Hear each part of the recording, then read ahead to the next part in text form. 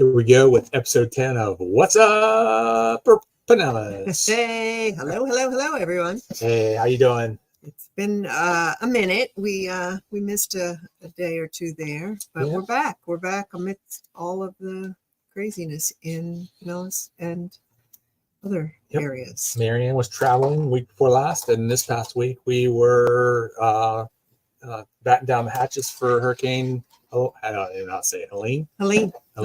Mm-hmm. I worked for a woman named Helene. She was quite the hurricane, also. So I think it was. I've been breaking into two words and spelling it with the two L's dash. Oh, that's so good. I like that. Yeah, because it was hell on some of us. Yeah. So it was. I know you had family that got damaged, got hit in Tarpon Springs. Yep. Fortunately, they were out of the house, so high, dry, and safe when it hit. There, when they went back to the house the next morning, there was 3 feet of water in the house, and they had a little old lady neighbor backs up to them, said she tried every way which possible to try. That she doesn't drive. Family left her there. She had no other choice. Wow. He said initially it was like dribbling in, and then it just came in like a waterfall, and there's nothing she could do to keep it out of it. And so my son with 3-year-old, 7-year-old, or 4-year-old, 8-year-old, and his wife being due first week of November. Thankfully, they were not there to deal with all that. So, wow, yes, that's there's always things to look for that we can be grateful for sure. For sure. There's always but this is just not just in Pinellas County, but up north as well. We're definitely praying for all of those folks. Yeah, absolutely. Absolutely. I want to just share this on Facebook before we get too into it. Hey, if you're listening to this live, if you would hit 5x5, let us know you can hear us, and tell us you're watching live or replay, and feel free to ask any questions about the hurricane. Obviously it went Florida through Virginia, having all kinds of devastation, and need anybody add them to the prayer list. Please put those down there. Got a friend that I went to college with my freshman year, just north of Asheville. His mom's trapped in a house up there. They have been able to get her on the phone and stuff, but 80 years old, having to deal with all that, and not being able to get to her. And that came out of nowhere for them. We were at least, we're a little bit more seasoned, and we get warnings, and we can somewhat prepare. So I'm going to leave it at that, because I don't think we have enough tinfoil here in the room or in the world to talk through all that. But Lori's watching. Hey, Lori. Hey, Lori. And I take it that you can hear us, so we are good. That's always our concern here. Well, it's one of our concerns. One of our many. There are many concerns here. So you had to deal with it a little bit yourself too. I did, actually, and it's kind of interesting. So I have a rental home. I have a home in Tarpon, which I live in, which is on the trail, and it stayed dry. But I have another home which is in the area what we call the Fruit Bowl, and that is by Spring Bayou. It is west of Alternate 19, and that the whole area took on about 3.5 feet of water, and I have a rental property there. So unfortunately, it is bringing to light all kinds of things we need to think about that we don't really prepare for. I found a lot of people didn't have flood insurance. They had homeowners insurance, and they thought that they would be covered, but unfortunately they're not.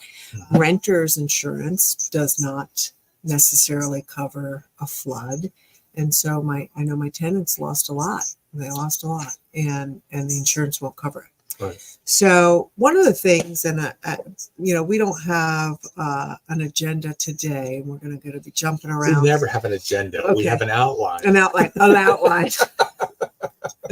Okay, very true. Parsing our words today, parsing our words. And I need help with that, because I have to say, one of the things I want to say too is that I always think of myself as a fairly independent, capable person. And when this happened, I felt totally lost.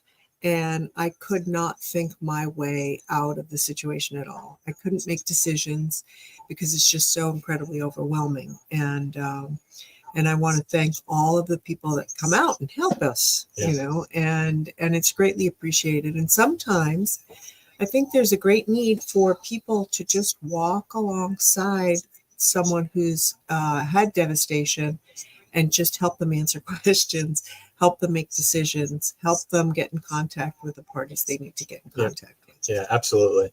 And hopefully we clear up some of that today with this discussion. That's right. I kind of been watching Facebook just to see people that I know, people that are normally, high, positive, engaging people, and kind of watching as their energy level and as their attitude kind of shifted. Here we are it's a week to the day. It came in tonight, a week ago. And, some of these people have been without power, without air conditioning. They got their power back, but can't turn the air conditioning on, or it won't come on after being underwater. And so there's 7 days without air, 7 days without shower, 7 days, all that stuff. And so I had a meeting, investor meeting I'll share with you later. But afterwards, I went to 4 people on my way back that were along the water and just delivered cases of water. And I said, look, this isn't about the water, what is it, $20 of water or whatever. It's about just, seeing you, somebody familiar, and just saying, hey, I've been watching you and you got this, praying for you, thinking of you, and just rooting for your success and your recovery. And it's just amazing, how many people just appreciated that. It wasn't about $20 of water or whatever. It was about that you take time to just recognize people and meet them where they are and just say, hey, we're rooting for you. Right. It makes a big difference. Mm-hmm.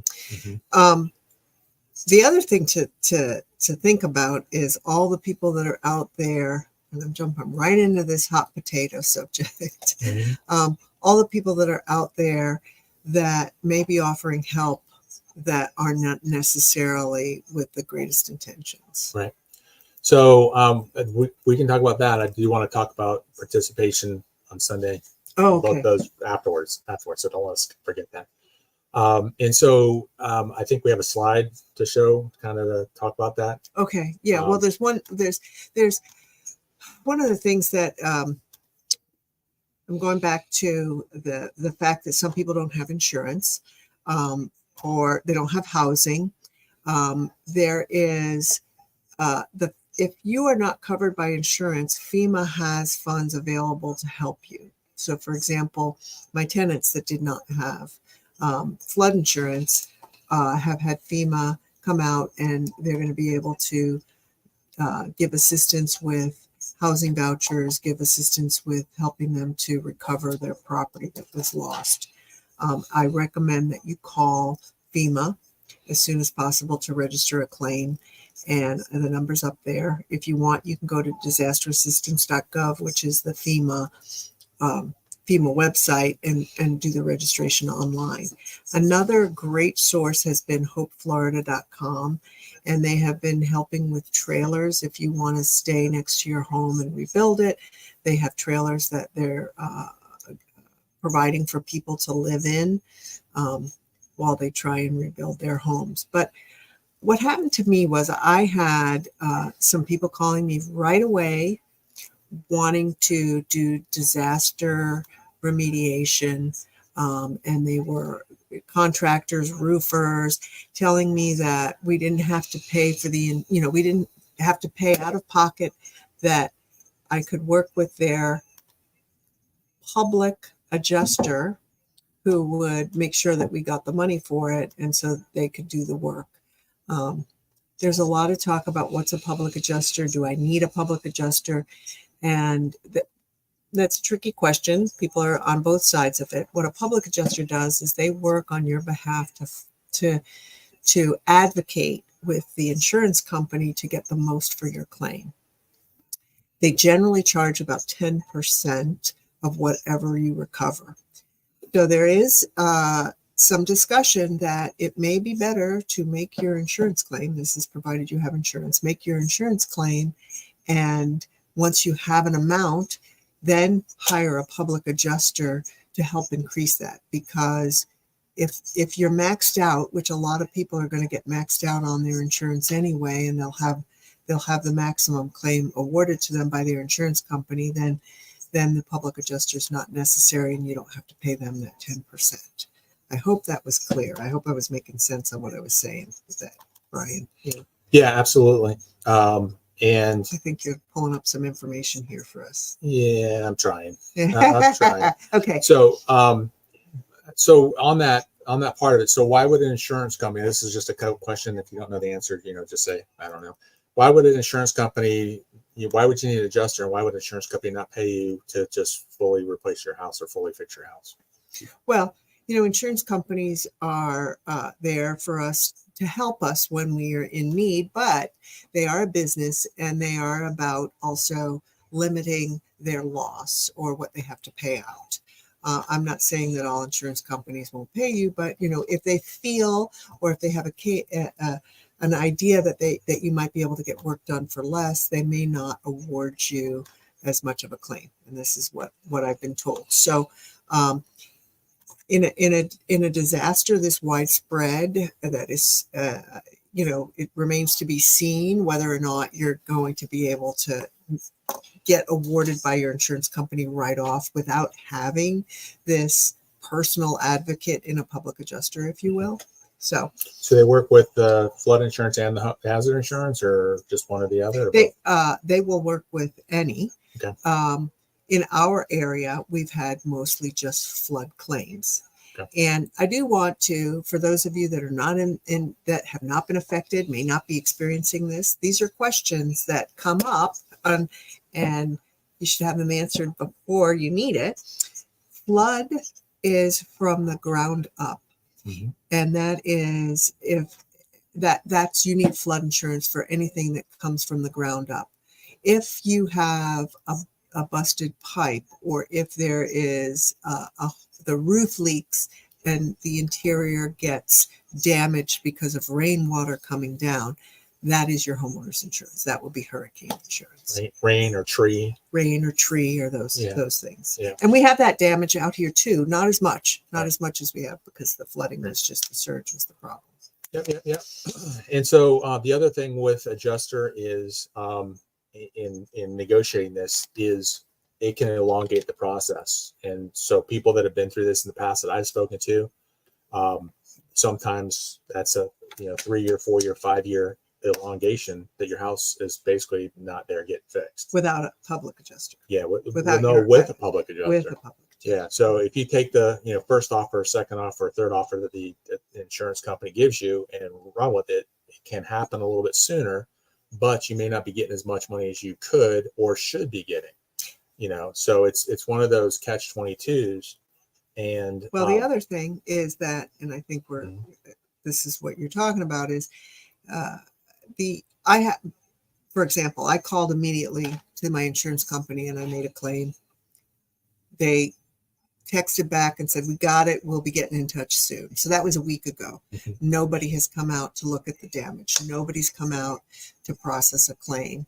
And you can't get anything done until they come out and physically see the building and do anything. So that means that if I didn't have any funds available to mitigate the damage, to work, to rebuild, I would have to wait for this claim to be paid.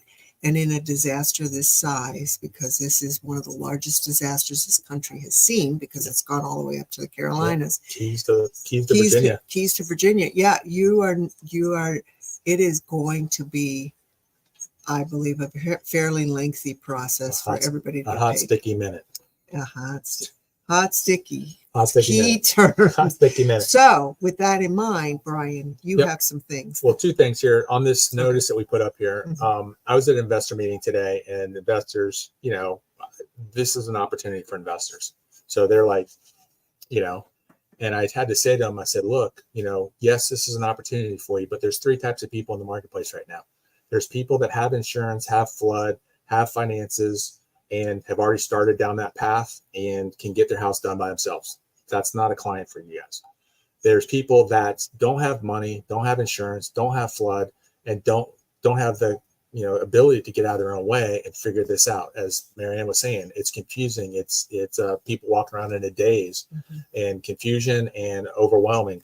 But those people can't be helped. Those are opportunities for investors, to treat people right, get people out of the house so that they don't end up in foreclosure or short sale or some elongated process because they don't have the funds to put their house back together and they can't get out of it because they don't have the finances to get out of it. The third type of people are the people that have income, have credit, and have equity, but they just don't know how to navigate the system. And those people can potentially fix their house and sell it, or sell the house in current condition and be fine, and or because they're getting such low bids from the insurance company, and or they're not getting the response to get everything going before those big M words set in from the water intrusion. And I'm not going to say the 3 M words, but you kind of know what I mean. And they need to get going fast. And that's where I was able to present to these investors today. And let me find this real quick.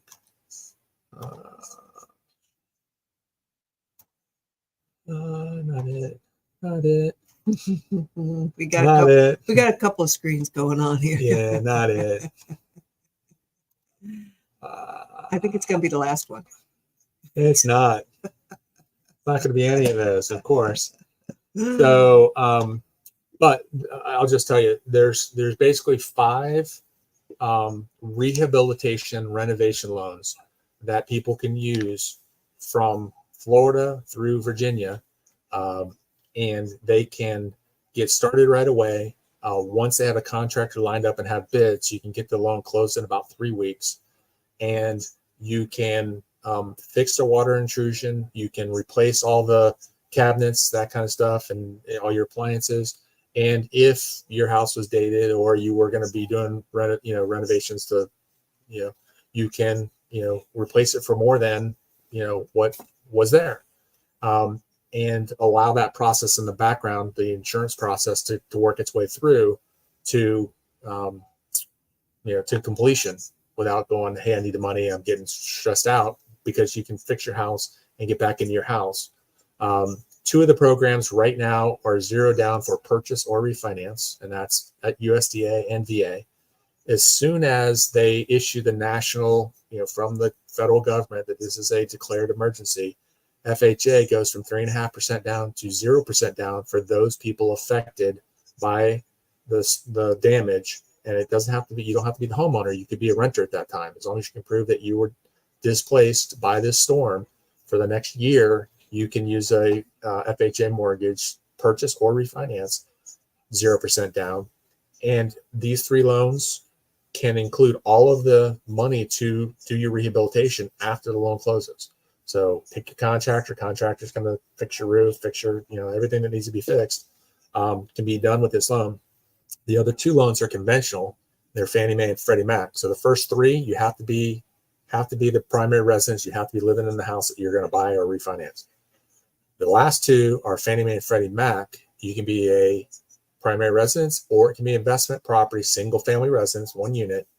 And you can use this to rehab. If you're an investor and you don't have the liquidity to fix these houses that got damaged, rather than walk away from them, you can, use these loans to fix your rental properties. And so it's like I said, there's 3 people that can be helped. There's one particular type of person right now that can be helped with these. It's people with decent credit, with income, and with equity in their home to basically support the loan to get going and get fixing. So clean up, clean out, rehabilitate or rehab your house. So Yep. So they still have to qualify for the loan. In terms of they have to qualify for the repayment of the loan. Right. So it's not a grant, it's not assistance. No. It is the assistance from the government is just the interest rate for FHA. once it's a interest rate or down payment. down Down payment. payment. So Okay. depending, once it goes to federal disaster, it goes to zero down on FHA. But what it does give you is it gives you security and surety that your house is going to get repaired. And Right. it gives your contractors proof, here's the approval here, here's approval. We've already been approved. And now we're just waiting for you to fix, make sure the bids are correct. They close on the loan, and an initial draw can go to the contractor to buy supplies. And then, this is great. If Lori is still listening, I know that we had somebody that she put me in touch with today that might work really well for them. Mm-hmm. And that's just one person that I talked to today. Yeah. I mean, unfortunately, I've been personally a little overwhelmed and haven't taken as many calls, but I do want to offer too that, mm-hmm. Brian's here with these kinds to answer these kinds of questions. Myself and the Vanessa Leonard Group team are here to help people with finding housing, with finding, what temporary housing. And I'd like to offer that also to help just kind of navigate things if you have additional questions. Not that we can answer them, but we mm-hmm. might be able to find people that can. Yeah, absolutely. Mm-hmm. And so this is just to get information out there. So when I was at the investor meeting, they said, how come you're passing out so many of these? I only need one. And I said, no, you need three. You need one for yourself. So when you're going to negotiate for houses, you can find out where these three people sit. And if it's not in group one that can help themselves, group two that can't help themselves, group three, you can point them, in the direction where they can get help and get answers. The second one is for your favorite realtor. The reason it's for your favorite realtor is because I'm getting calls from realtors. That would be me. I'm getting calls from realtors saying, how do we help these people? Mm-hmm. What can we do? This is horrendous. Nobody's helping them. And so, part of the sign that says, don't sign any contracts, don't sell your house, don't sign any of that stuff until you talk to your realtor, your attorney. The reason for that is to make sure that you're dealing with legitimate people that, are from this area and they're licensed and properly treating people properly. And they're not just going to take off your money and run. Book a bunch of business, get 50% up front and run. Okay. The third group of people, the third reason I told them that they needed a copy of this was to hand it to the contractor, licensed contractor they're going to use. So the contractor can contact someone like myself and see that this is a legitimate solution and that they do have the ability to get repaid, when this thing goes through. And so, so that they're not spinning their wheels, scratching their head whether or not they get paid. If they're not getting paid by the buyer, they get paid by the lender. The lender, wants these houses fixed. And so I've been talking to lenders all week about home equity lines of credit.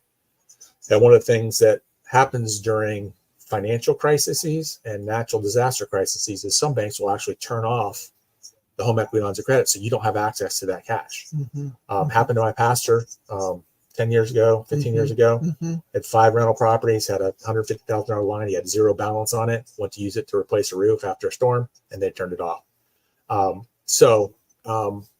say that to say these lenders, and when I went after one of the lenders, I said, this makes no sense whatsoever. I said, you currently have these people as clients. They're going to either lowball and get their house, lowballed away from them because they can't fix it. And then you guys are and then that guy's going to put lipstick on a pig and go Haktua and put it back on the market. And you guys are going to be standing in line. You guys are going to be standing in line to buy this house. That's not healthy to live in.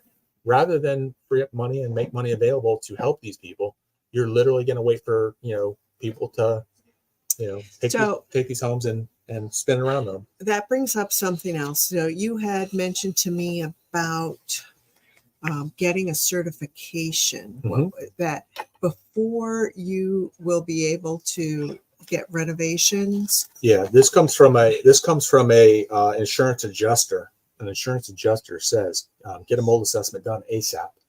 Then you'll have an IICRC approved protocol to execute before rebuilding. So basically, you don't want to just pull everything down and slap up new. There's certain things that have to be done because stuff got wet. And by going through the right processes, not only can you get the house repaired, but when you when it is time to sell it, that people can't come back and say, you sold me a sick house. you know.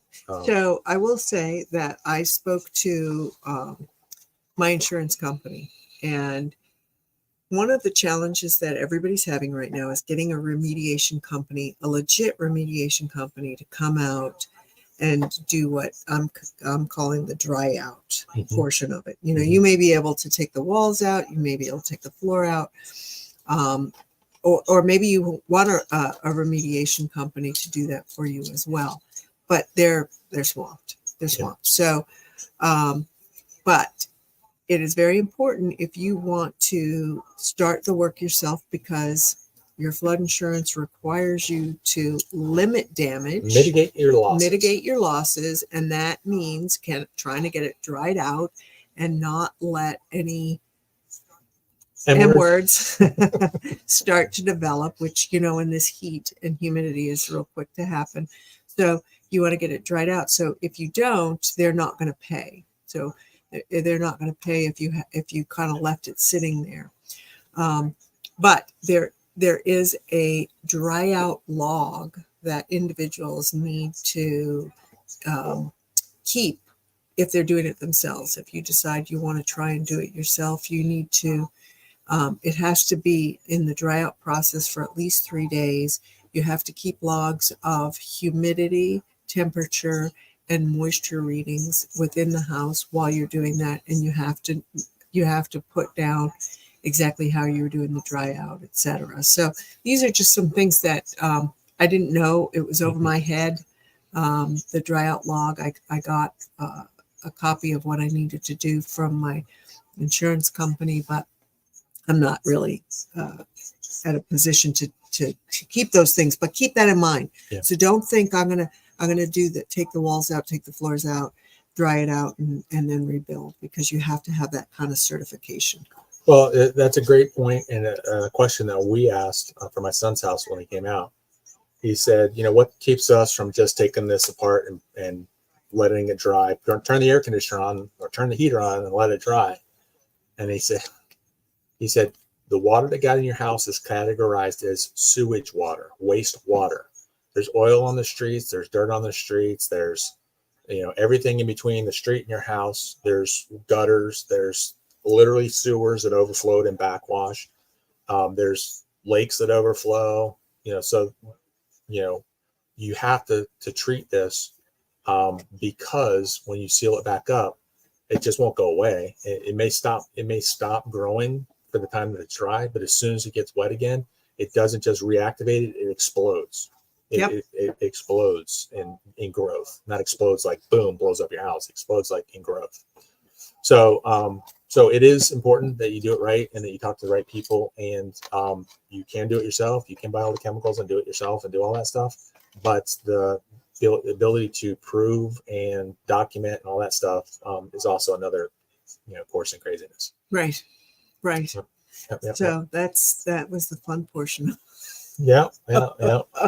Of this today, but yeah, we're here for you too. You know, like we're please reach out if you have questions and things. I can't stress that enough. So we got Bobby watching. Hey, Bobby, how you doing? I know Safety Harbor got hit pretty hard. I saw the pier disappeared. Brian put some pictures up of the pier disappeared. Our pier disappeared out in Crystal Beach as well.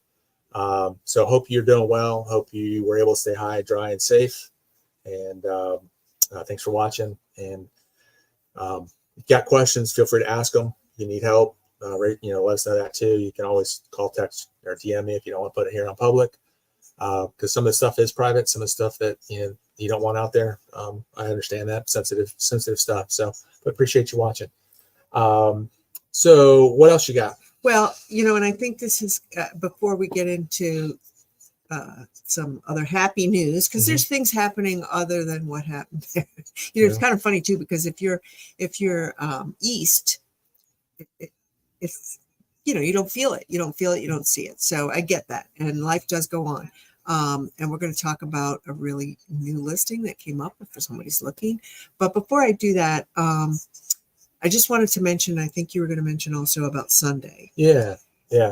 So, I always take an opportunity to just, when a guy clunks me over the head, I kind of try to share those moments. And so was in church. I show up late. I'm guilty. I'm the guy that comes in last and keeps everything from moving forward. So I'm that guy. So I got in and they said, hey, we're going to sing 3 or 4 songs and then we're going to pray and then we're going to break up into 16 groups. And if anybody needs help, while we're praying, raise your hand because we'll just add groups. And so they brought up team leaders and they go, 10 in this group, 12 in that group, 15 in that group, 3 in that group, 8 in that group, and we're all leaving the church in groups to go do work. And guy comes out and goes, hey, here's the address we're going to. Anybody know where that is? And I go, yeah. And the guy goes, you know the neighborhood? I go, no, I lived in the house for 5 years. And he goes, this house? I said, yep, that house. Wow. So just a God moment. And so helped the current owner take care of that house, get all the stuff out, get it cleaned up. And in the process, saw the neighbor next to him, old elderly retired group that we knew while we were living there. And he looked at me kind of funny. I go, yeah, that's me. So we helped them, with their house. And then the house, the other side, literally caught on fire, burnt to the ground. They're away. And what do you think caused that? Well, the fireman that was there putting out the fire for the 4th time said it was an e-bike out in the garage. Got hit by salt water, and the family they have a house here and a house up north, and the family was up north and could do nothing about it. And, if you know anything about those, the word on the street, I'm not a fireman, I don't know this to be true, is that you can't put them out. They just have to burn themselves out, and they kind of try to contain them. The lithium batteries. That's what it is. Electric cars, golf carts, e-bikes. Yep. Mm-hmm. Yep. Yeah, So little, $3,000 bike took down a $1.5 million house. Beautiful house. Yeah. It's a shame. So I'm not telling the story to pat myself on the back or help other people. I'm telling it because God goes, randomly, guess what address you're going to work on? Right. Right. And so it's just interesting how God works and able to go back and just help people that needed help. And we're grateful and appreciative and very true. Yeah. So I do want to say also this Sunday, because we did that, our church, we served. We didn't have a service. We were service. And this Sunday, it's New Spring Church, but we are going to on Boyer Street. We're going to be having a barbecue and we're providing food. So anybody that's, wants a hot meal that couldn't get one, come on by, no questions asked, whatever. Cool. Just come out. I think we're going to be there about 6:00 and, just to hang out with some people and not have to be, That's cool. If you need help, if you have not been helped, you need help, or you still need additional help. Part of the thing that I was looking at, as far as Facebook posts, because people were saying, hey, I'm just overwhelmed. 20 people showed up at my house today to help me, or 10 people showed up, 5 people showed up. But I noticed as that went on, certain people were going, I put out this call for help and nobody can come, or people would respond and say, I can do this, but I can't do that. 3 days in the hot sun where, put me on my back, put me on my backside for a day, type thing. And so if you still need help, reach out. I've got people that I know through our church, obviously people that Mary knows at her church, and then just, being here, a resident in the community for. I also have, I have a flyer of just some other organizations, like how to contact, like Red Cross, Salvation Army, Samaritan's Ministries, and maybe your mortgage information. Maybe we can put it in the comments. Maybe we can attach it to the comments or something like that. We'll definitely do that. So, all right. And then, so going on to life as it goes on, we do have a new listing that's coming up. It's not yet live. It's going to go live tomorrow. It is in downtown Palm Harbor. Could you switch off the picture for a second too? Just want to read the information about it. Okay, so this is a beautiful house. It's fairly new. It is a 4-bedroom. I think it's 3 baths, 2.5 baths. I got a 2.5 baths. It is listed at $693, and it is at 1604 Pennsylvania Avenue. There it is. Beautiful house. Like I said, it's new. Now, this house, not a problem at all. Didn't have any problems with the flood. It is also a 2-story, so it's built to flood specifications. But it's right downtown Palm Harbor. Wonderful location, beautiful yard that is available. Doesn't have it's a completely fenced yard. I think That next picture does not want to come up. Yeah. Neither does that one. Well, we can't give you some pictures. So here's one picture. This is the finished ground level. It has a beautiful fenced yard, as I said, and it's all new construction. We're doing an open house on Sunday from 1 to 3. So you're not going to be able to see the pictures here. You're going to have to come out and see me. Mm-hmm. So come out and see me 1 to 3. That's 693,000. Let's go back to the other page so I can see the square footage. I don't recall. It is what's our square footage there? 21, almost 2,200 square feet of living space. That's the upstairs living space. So again, 1604 Pennsylvania Avenue. So please come see me, even if it's just to hang out. Trying to make it bigger so we could see the words. You just have to take my word for it. Yeah. Yeah.